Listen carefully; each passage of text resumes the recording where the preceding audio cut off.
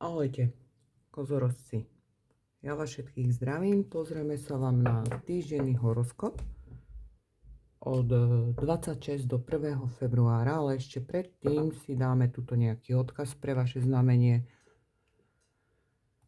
Niekoho to možno posunie v niečom dopredu. Dávam na niečo odpoveď. Hej, uvidíme, čo tu je pre vás. Kozorožec.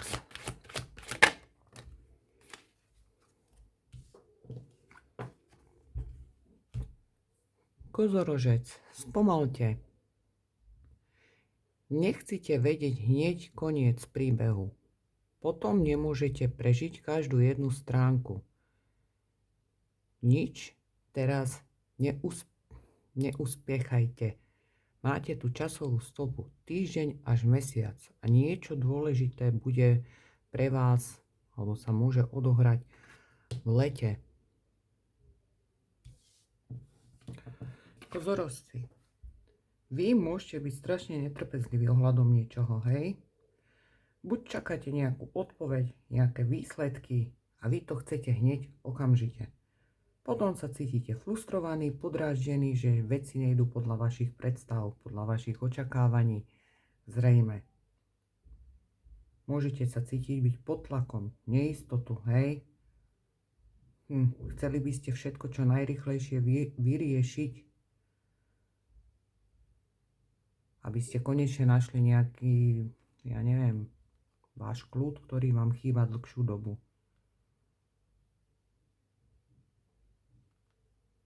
Po niektorí tu túžite, už ste, môžete sa cítiť byť taký prepracovaný, hej, všetko na vás dolieha a cítite, že potrebujete odpočinok, ale vy máte ešte stále taký ten pocit, že ešte stále niečo musíte urobiť, hej, niečo hľadať.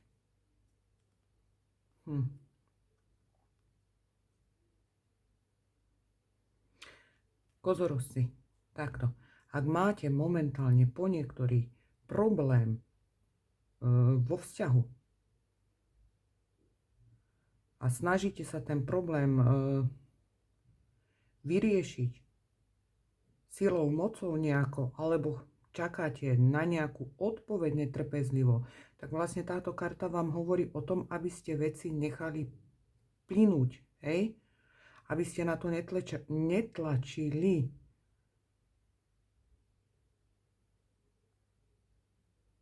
Každá stránka vlastne vášho vzťahu má svoj význam a hodnotu. Netlačte.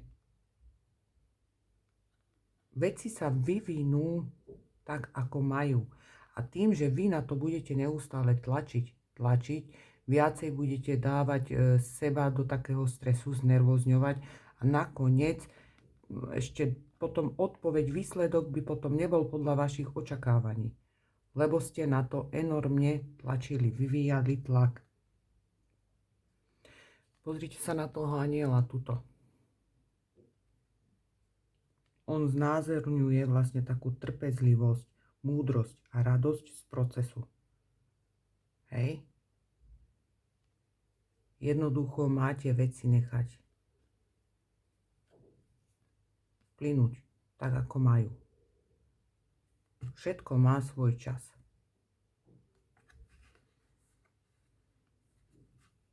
Všetky odpovede, ktoré vy hľadáte, alebo ktoré vy potrebujete, prídu v správny čas.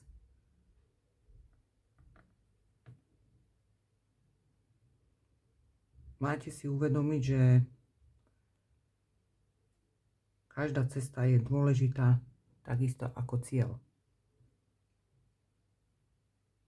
A máte nechať všetkému také svoje tempo. A nájdete radosť aj odpovede, ktoré hľadáte, kozorozci. Trošku by ste sa mali vy už skľudniť. Nájsť si niečo, čo vás vlastne dá do takého kľudu. Vy ste strašne, tuto môžete byť taký vnútorne nepokojný, rozladený. No, kozorozci, Pozrieme sa vám cez týždeň, čo budete riešiť, čo vás tu čaká, áno. Uvidíte sami, čo tu bude, čo tu nebude. Po prípade, keď tu bude nejaké upozornenie pre vás, tak aby ste sa mu vyhli. Kozorožec na týždeň, poprosím. Z toho tlaku potom aj vy ste podráždení, môžete aj prudko reagovať na svoje okolie okolo. A k ničomu dobrému to nevedie. Všetko má svoj čas, ani tie karty nechcú vyskakovať. Spomalte. Kozorožec, no čo to? Kozorožec. No, spoločnosť. Uvidíme.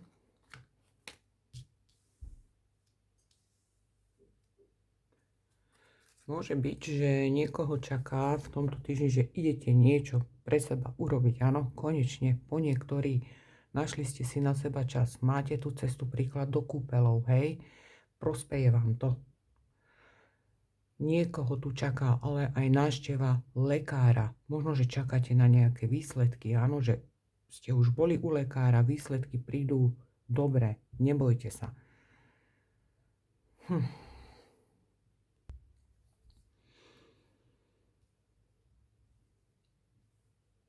Akurát, čo vás po niektorých tento týždeň môže potrapiť také zadýchávanie, tlak na hrudi, hej?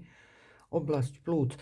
Ale to vám môže byť spôsobené aj vzhľadom, že ste dlhodobo pod stresom. Vy môžete mať také tlaky na hrudi, cítiť, že vám tam niekto sedí. Áno, takisto môžete vyhľadať niekto kožného lekára tento týždeň, že nejaké výrážky budete riešiť, niečo ohľadom kože, hej? Ale mali by ste to poriešiť. Není to nič také, že čo by ste nevedeli vy zvládnuť.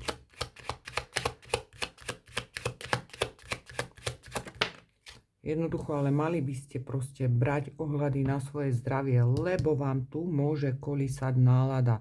Tlak vám môže kolísať. Hej, vy ako keby ste nevedeli nájsť takú rovnováhu medzi hlavou a vnútrom. Môžete mať kolísanie nálad. Niekto... Môže byť, ale že buď budete riešiť nejakých rodinných príbuzných členov rodiny starších ohľadom pamäte. Môžu mať aj oni nejaké výpadky pamäte, budete hľadať pomoc pre nich. Áno, takisto tu niekto môžete mať také deti, že príklad čaká vás vyšetrenie ohľadom toho, hľadáte lekára ohľadom toho na potvrdenie niečoho. Deti sú není, že úplne by som... Nechcem sa zle vyjadriť. Sú proste na nejakom spektre. Deti majú problém s pamäťou, tuto niektoré. Ak nebudete riešiť nejakých starších ľudí, príbuzných, hej, ohľadom toho. Alebo aj vám môže vzhľadom na to, že ste dlhodobo pod stresom, mať proste problémy s pamäťou, vypadávať veci, zabúdate proste, hej. Môže byť, že tento týždeň budete mať ale aj viacej starostí na svojich pleciach. Niekto tu môžete riešiť nejaké, príklad, ja neviem, bývanie, nové bývanie, sťahovanie. V práci budete zavalení väčšou robotou. Vy sa budete cítiť byť taký natlakovaný pod stresom. Môžete byť tento týždeň viacej taký, viete, zadumčivý, taký... Vy tu pociťujete z niečoho proste smutok.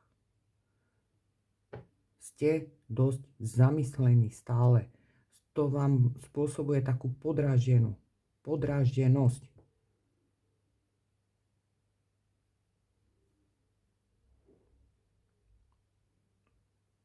Ale ide vám sem aj nejaká dobrá vec zase, hej.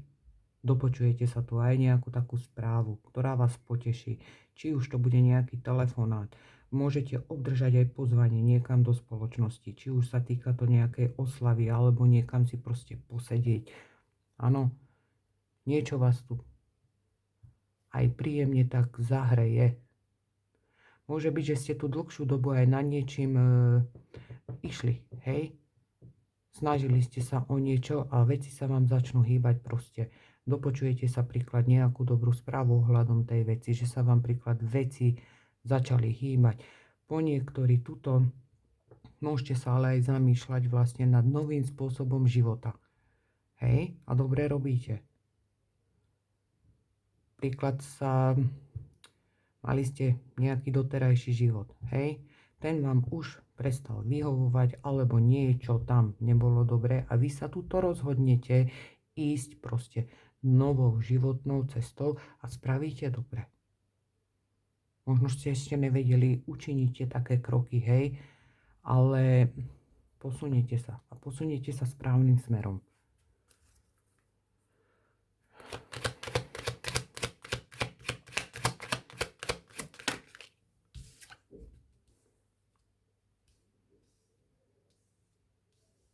Ale niečo vás tu...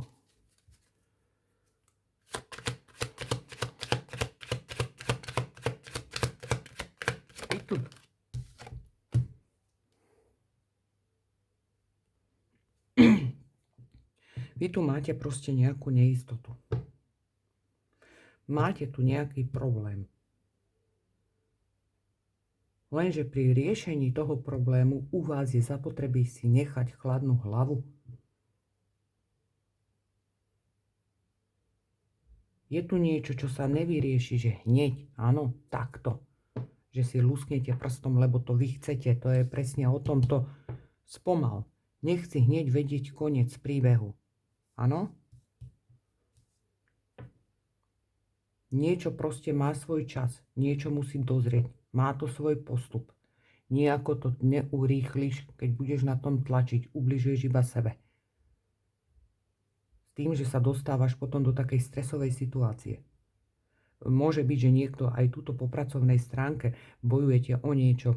Áno, príklad. Chcete nejaký, ja neviem, získať niečo v práci, máte tu konkurenciu, hej, to vás môže vyvádzať z miery jednoducho, lebo by ste ten projekt chceli dostať, áno, ale konkurencia je príklad dosť tiež taká silná, ide ako keby aj cez mŕtvoly. Vy tu máte proste v sebe nahromadený stres. Z toho pramení potom tá vaša neistota.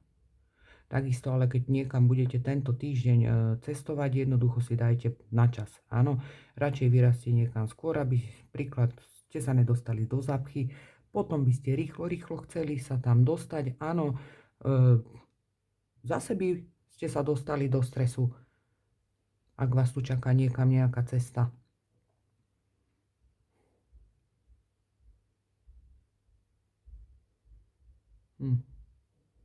Vy sa tu rovno pozeráte stále na tie prekážky, stále nad nimi rozmýšľate, ako keby ste nič nemali v hlave. Ja vám poviem takto. Karta hora je veľmi pomalá energia. Je to niečo, čo sa ťažko prekonáva, áno, ale není to nič, čo by sa nedalo zvládnuť. Vždycky sa tu nájde nejaká cestička, ako tú horu prekonať. Ale s chladnou hlavou.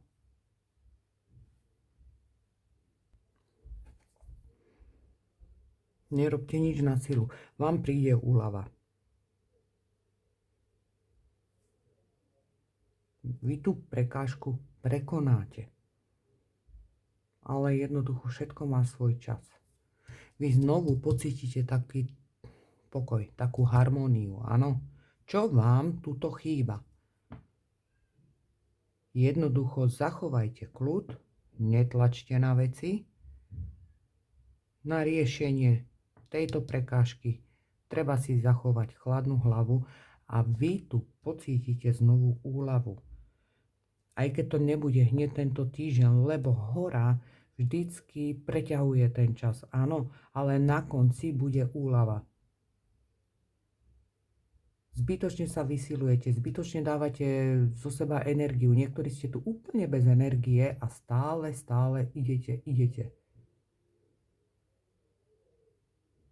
Nakoniec sa toľko vyčerpáte, že potom budete musieť chodiť neustále po tých lekároch, lebo budete bez energie. Radšej tú energiu vložte do niečoho iného, šetrite ju pre seba.